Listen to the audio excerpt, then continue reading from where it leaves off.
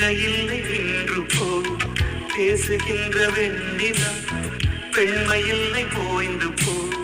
பூ வளர்த்த தோட்டமே பூங்கலில்லை தேர்ந்து போய் பூமி பார்க்கும் வானமே புள்ளியாக தேர்ந்து போய் பாவையில்லை பாவை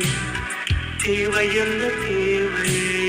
ஜீவன் போன பின்னே சேவை என்ன சேவை முள்ளோடுதான்